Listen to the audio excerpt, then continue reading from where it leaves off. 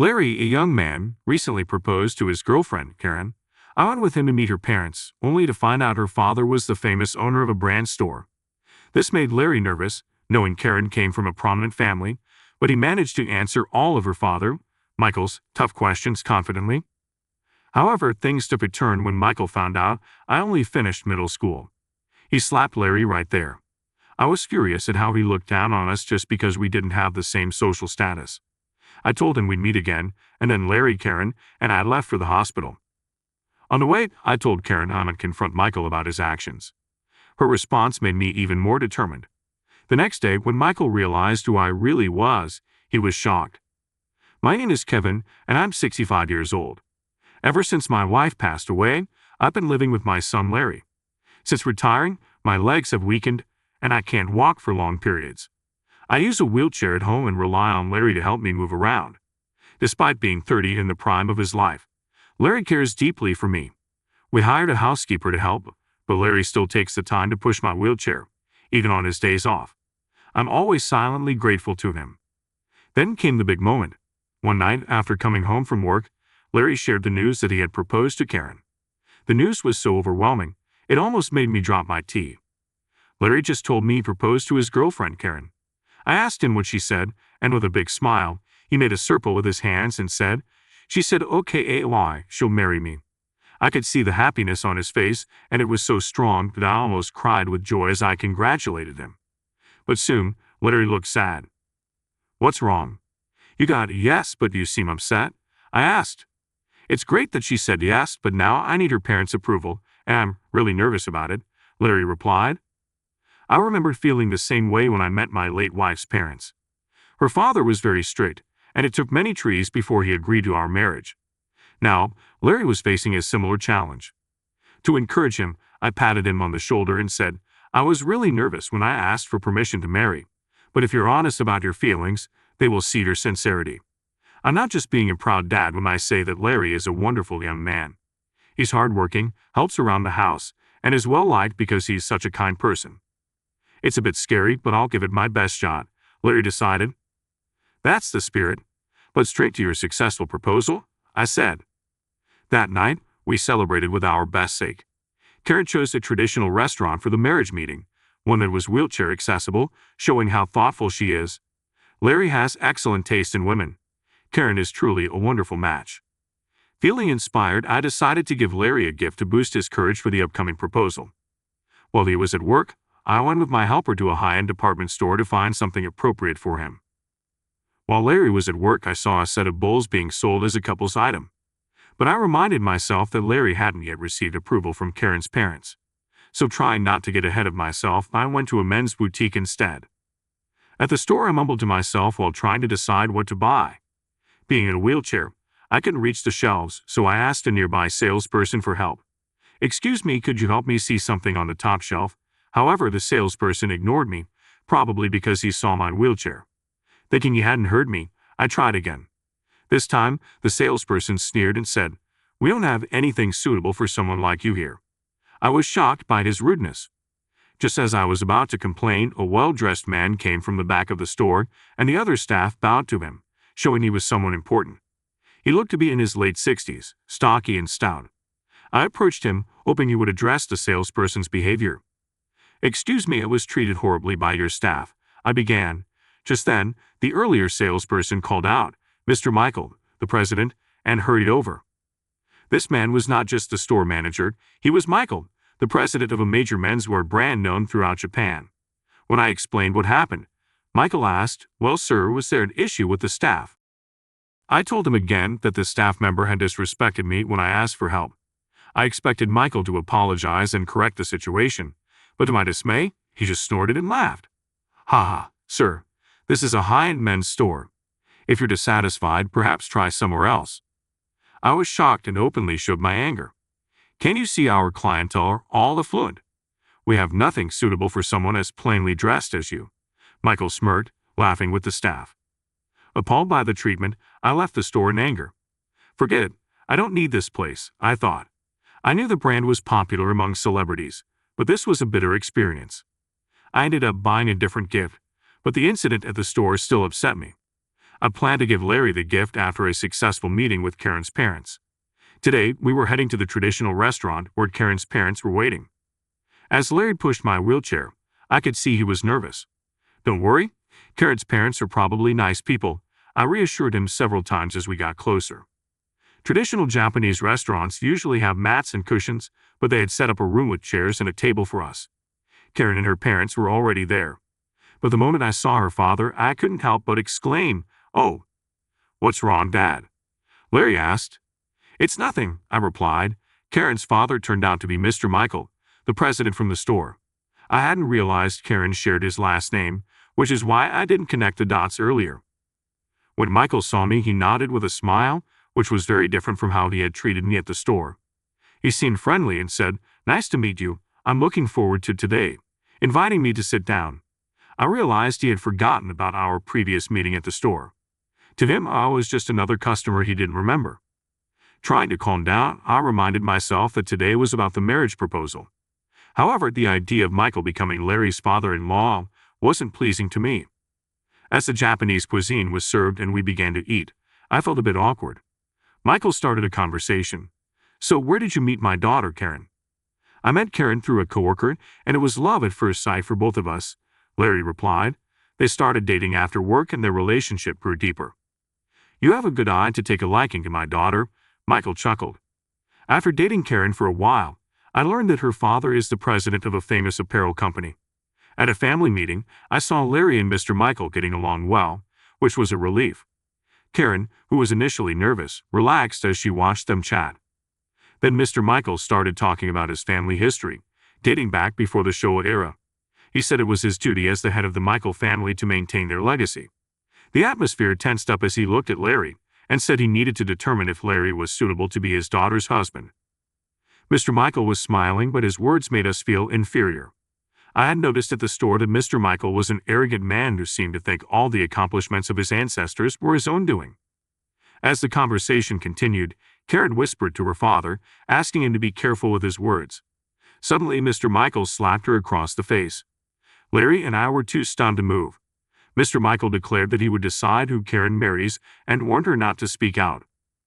Karen looked sad with a bruised cheek. It was shocking. "Mr. Michael, sir, that was too much," Larry said, standing up for her. Mr. Michael glared at him and scoffed. "Oh, a young man dares to speak against me." Larry, looking straight at Mr. Michael, declared his intention to marry Karen, showing his determination no matter the opposition. Inspired by his courage, I also stood up to Mr. Michael, praising Larry's diligence at work and the high regard his superiors have for him. I said Larry, still in his 30s, has a promising future. "Desperate to join our ranks, aren't you?" Mr. Michael scoffed, dismissing us with a snide remark, but I kept my cool. I told Mr. Michael that all I wanted was for my son and Karen to be happy and asked him to bless their marriage. Then I bowed my head deeply. Larry did the same. However, Mr. Michael clicked his tongue blably and said, "Didn't you hear? I decide if you are suitable to be my son-in-law." "Dad, don't raise your voice, it's disturbing the other guests," Karen interjected. "Be quiet. Your marriage is my decision," Mr. Michael snapped back. Despite Karen's effort to calm him, Mr. Michael glared at us and criticized, "Why are only two of you here? It's only polite for both parents to come to a marriage meeting." It seemed Larry had already explained our family situation to Karen, but Mr. Michael had either forgotten or ignored it. "My wife passed away when Larry was in high school. Since then, it's been just the two of us," I explained. "We face the grief of losing family members and are here now. My role, having outlived my wife, is to ensure Larry's happiness. With our father-son household, such broken people shouldn't dare approach our family," Mr. Michael sneered. Larry and I were shocked by his insult. Karen and her mother looked at him in disbelief. "Please take back what you just said. I might overlook it if it was just about me, but I can't ignore an insult towards my father and late mother," Larry said, visibly angry and his face turning red. "An insult? I'm merely stating facts," Mr. Michael scoffed, taunting him further. Then, ignoring our feelings, he bombarded us with questions. "If the current project I'm negotiating succeeds, there might be a chance for a promotion to manager," Larry replied, hopeful. "And you think that's enough to marry into our family?" Mr. Michael laughed mockingly at every answer Larry gave, as if to belittle him. The atmosphere was as tense as a stressful interview, weighing heavily on us all. Karen and her mother, perhaps frightened by Mr. Michael, remained silent and looked down the entire time. I only like highly educated elites. Surely, Larry, you graduated from a decent university, right? Mr. Michael continued, sizing up Larry. I was getting angry at how he was judging us, but I knew any reaction could jeopardize Larry's chance of marrying Karen. Larry, who studied economics at a national university and had studied abroad, responded confidently to Mr. Michael's harsh questions. Karen seemed relieved by his composure, and I felt proud of my son. However, perhaps not liking Larry's confident attitude, Mr. Michael frowned and turned to me with a question. "And where did you go to university?" he asked. I had a bad feeling, but couldn't lie. Due to financial reasons, I only graduated from middle school and never went to college, I replied. At my answer, Mr. Michael's eyebrow twitched, and he fell silent. During the tense silence, Larry spoke up. Educational backgrounds still matter between Karen and me. We're serious about wanting to marry, he said. But as he continued, Mr. Michael suddenly struck Larry's face. Larry was sent flying through the sliding doors onto the outside corridor. A passing server screamed in shock. I moved my wheelchair to see Larry with his nose swollen and red. Karen rushed over and pressed a handkerchief to his nose. At this point, I had lost all patience with Mr. Michael. "What are you doing to my son?" I'd yelled at him. Mr. Michael looked down on us with disdain. A single father with only a middle school education. I wouldn't want my daughter marrying into that. "Get out," he said. It was clear he had struck Larry because of his disdain for our family background and educational level. Filled with the urge to retaliate but prioritizing Larry's care, I knew we needed to get into a hospital due to a possible fracture. I gave Mr. Michael a stern look and asked a server to call a taxi. While waiting, I asked Mr. Michael two last questions. "Do you recognize my face by any chance, Mr. Michael?" "What? I wouldn't know someone as poor-looking as you." Michael glanced at me and scoffed dismissively. "Is that so? That's too bad," I said, containing my frustration at his sneer. I didn't say anything as the taxi arrived, and with the server's help, we got in. Karen tearfully offered to come with us, so the three of us went to the hospital. On the way, Karen spoke softly. "My father has always been like this, always saying we are a noble family. It seems Mr. Michael became arrogant because he grew up in a privileged environment. Having too much wealth can corrupt people, but Karen is kind-hearted, not like you would expect from someone raised in such a way." She was still concerned for Larry, thinking about how happy they could be if they got married. But the big problem was her father. I told Karen, "We might have to face your father and it could affect you, your mother, at home." She looked at me, wide-eyed. Then with determination, she said, "No matter what, I want to marry Larry. I will tell my mother myself." Knowing her feelings, I took out my phone and made a call. "Hello, it's me. Sorry for the rush, but gather everyone for an emergency." Soon after, we arrived at the hospital. Luckily, Larry didn't have any fractures and just needed some treatment. We got a medical report from the doctor, now ready to deal with Mr. Michael, necessary. The next day, I went to a rented conference room downtown. Larry was with his assistant due to work. When I entered, many people were already there, including some older gentlemen and a woman in her 50s wearing glasses. Mr. Michael was also there. Seeing me, he looked shocked. "Why are you here?" he exclaimed loudly. As soon as he raised his voice, the others in the room glared at him. Noticing the odd atmosphere, Mr. Michael looked around nervously. "What's going on with everyone?" he asked. "It's obvious, Mr. Michael," you shouted, for he remarked. "What's more important, why is a middle school grad in this sacred place?" Initially shocked, Mr. Michael now looked at me with disdain. "I gathered everyone here urgently," I responded. "You are not an outsider," Mr. Michael shouted in anger, but that just fueled his emotions further. I smiled a bit mischievously. Is it appropriate to speak to me like that, considering I'm a majority shareholder? Mr. Michael's face turned to disbelief, and I couldn't help but laugh.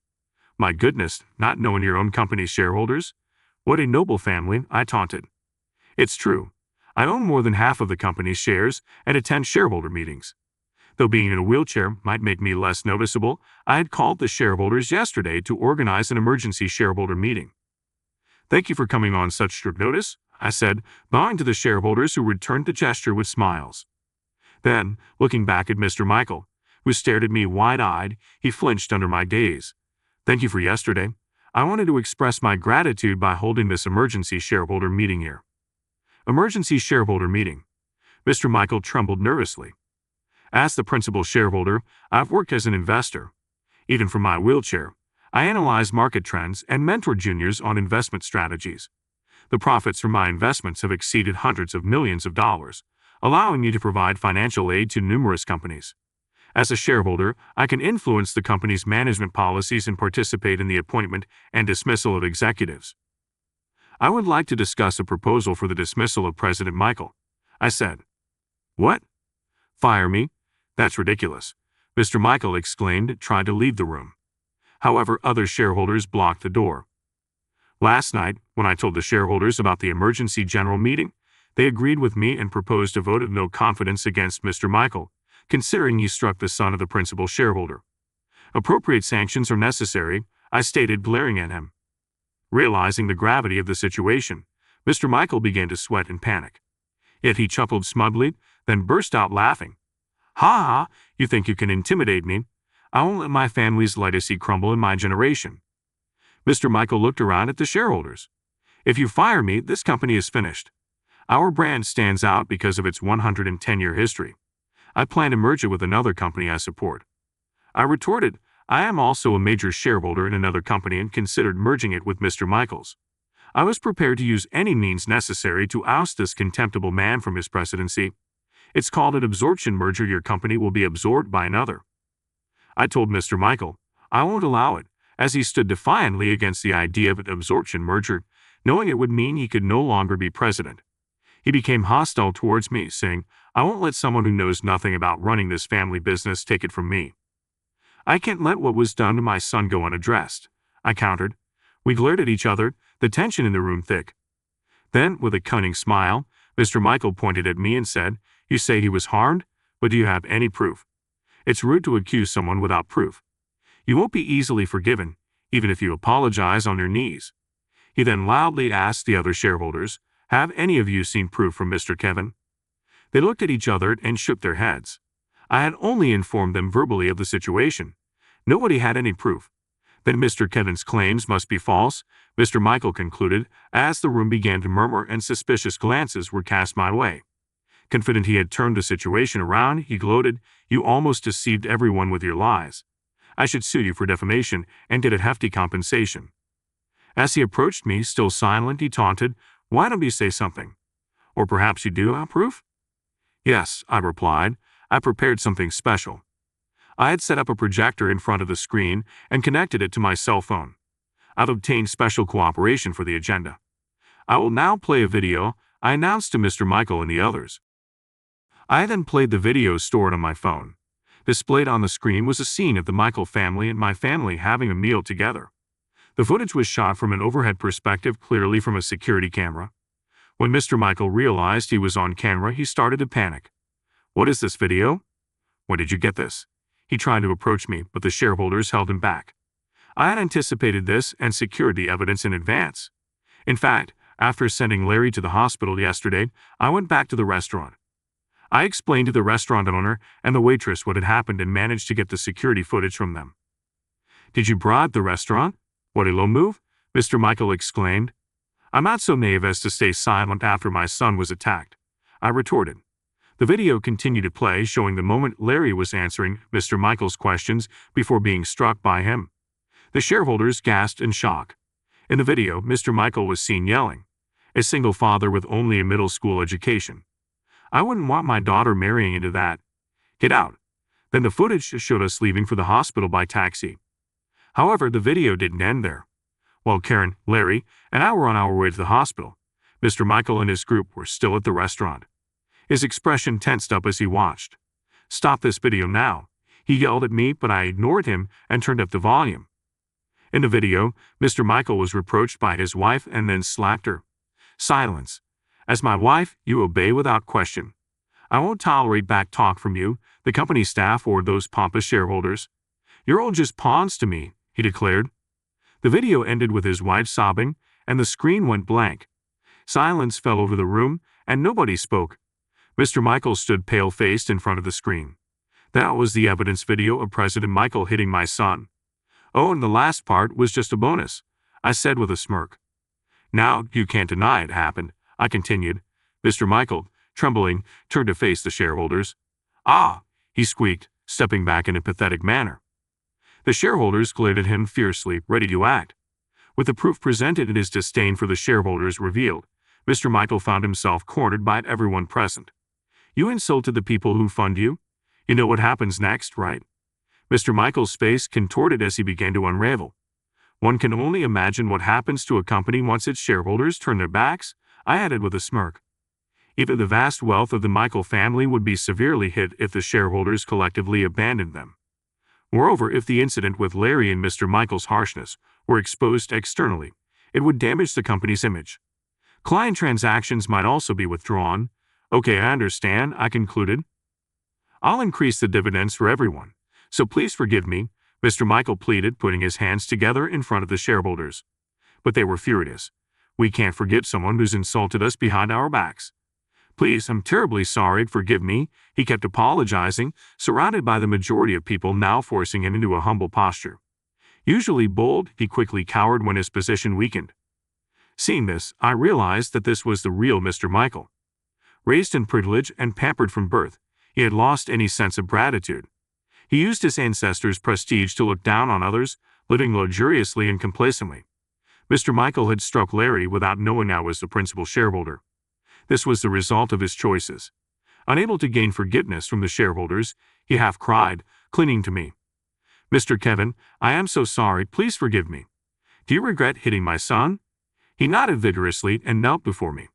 Absolutely, I will also pay damages to your son, so please continue to support us financially. I refuse. My goal is to remove you from the presidency, I responded. We met before the marriage meeting, remember?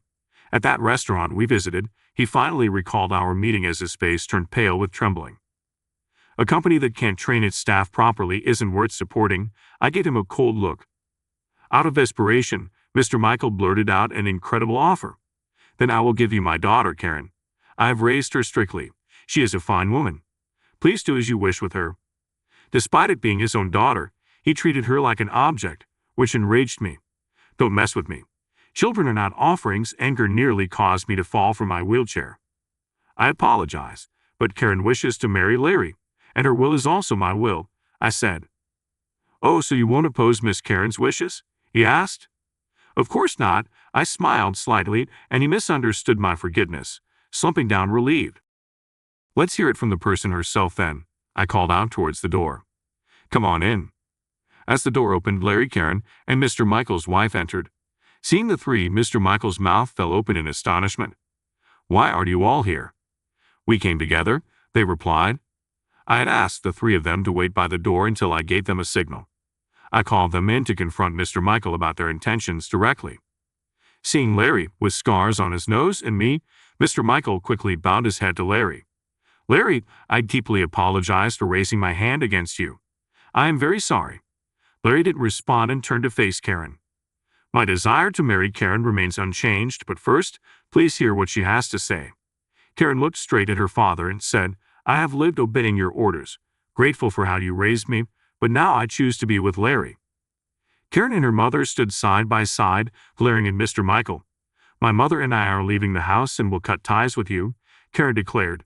In the taxi, I had learned about her decision to separate from Mr. Michael. That's why I brought them here to tell them directly. Why? How? You're my wife, aren't you? He said, grabbing his wife's shoulder and shaking her. However, she presented him with signed divorce papers. I will not let a cruel husband dictate my daughter's life. Larry and Karen, they declared to Mr. Michael, we will get married after cutting ties with you, and my mother and I are leaving home. Thank you for everything up to now. She bowed her head, signifying their estrangement. Rejected by his family, Mr. Michael became desperate. No, don't abandon me. I've been awful, raising my hand and speaking harshly. I regret it. Don't leave me. But they looked down on him, expressionless. Seizing the moment of his isolation, I'd addressed the shareholders. Let's get back to the main issue. Those in favor of dismissing President Michael, please applaud. A few scattered claps gradually grew louder. When everyone except Mr. Michael clapped, his fate was sealed. This marks the end of your glorious life. Curse your own foolishness, someone said. Mr. Michael collapsed to the floor, weeping loudly. With that, the emergency shareholder meeting concluded. The company was then absorbed through a merger, and Mr. Michael was stripped of his executive position. Now shunned by former business associates who were aware of his brutal behavior, he found himself completely alone. Furthermore, a skilled lawyer hired by his wife exposed years of domestic harassment, resulting in a multi-million-dollar settlement. The once prestigious Michael family fell apart with his generation. Mr. Michael tried to start new businesses using the remains of his fortune, but he soon faced financial difficulties and went bankrupt multiple times, increasing his debts until nothing was left. His mansion was taken to repay debts, and all his valuable possessions were confiscated. Without work, family, or home, Mr. Michael wandered until he became homeless. One can only imagine what his ancestors, who had built such wealth, would think of him now, possibly standing by his bedside at night, whispering words of resentment. After the merger, Karen and her mother lived modestly, their spirits lifted, free from Mr. Michael's oppressive presence. Larry happily married Karen. They built a new home and invited me to live with them. Initially, I refused, not wanting to intrude on the newlyweds, but they insisted, and I was spared from loneliness. And one thing I almost forgot, I finally gave Larry the wedding gift I had been carefully saving for him.